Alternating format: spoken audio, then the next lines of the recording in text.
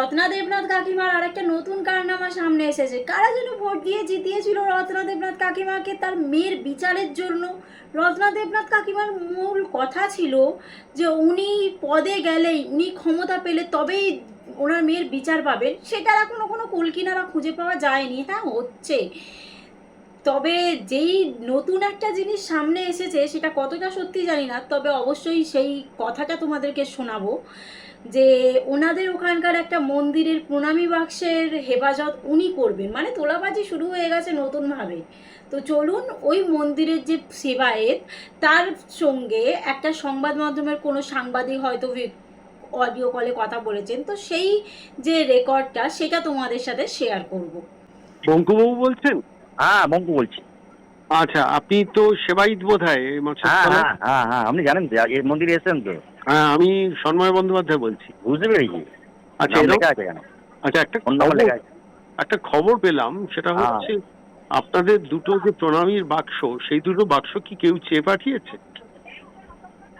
হ্যাঁ, আর বলবেন না। কালকে রত্না দেবীর স্বামী এসে বলছে, প্রথমে এসে প্রশ্ন করলো সবার সামনে, চাবি কার কাছে আছে? চাষ বাক্সের চাবি, মন্দিরের চাবি। তাহলে কেন বলুন তো?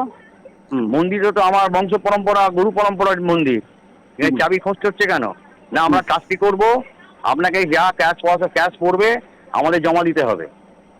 কে বলছে? জমা দিতে হবে। এটা সঞ্জয়, ওনার স্বামী। শেখর দেবনাথ? না না, হ্যাঁ, শেখর দেবনাথ।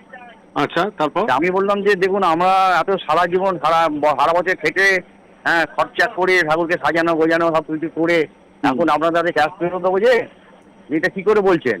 বলছে না, এটা করতেই হবে। বুঝেছেন? তো মন্দিরের ভেতরে সেবায়িতের বাক্স নিয়ে যাবেন বিধায়কের স্বামী?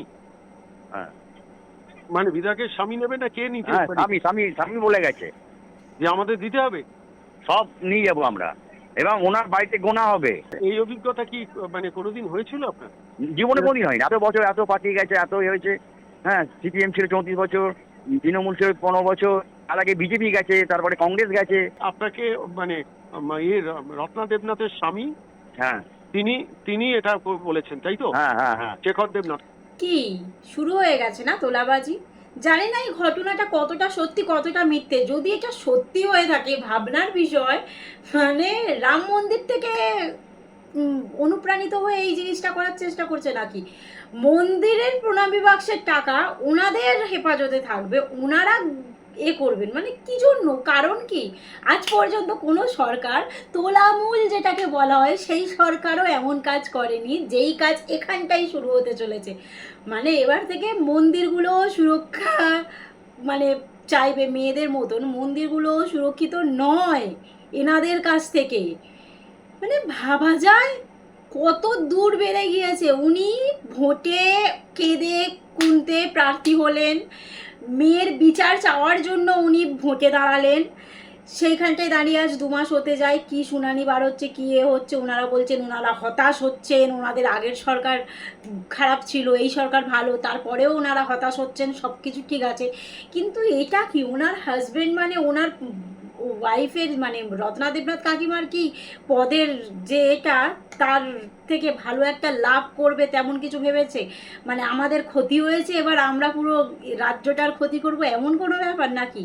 যদি ব্যাপারটা সত্যি হয়ে থাকে, তাহলে আমি পানিহাটির লোকজনদের কথা ভাবছি, যারা কান্নাকাটি করে বুকে জড়িয়ে ধরেছিল, যারা বিশ্বাস করে মানুষটাকে ভোট দিয়ে জিতিয়ে ওই আসনটা দিয়েছে, তাদের কথা ভাবছি, তাদের সাথে কি হতে চলেছে। মানে যে মন্দিরের প্রণামী বাক্সকে ছাড়ছে না, সে লোকের বাড়ি থেকেও তোলাবাজ, মানে তোলামূলদের যে নামটা, সেই নামটা নিজের এতে যোগ করে তোলাবাজের কাজটা চালাতে পারে, তাই নয় কি?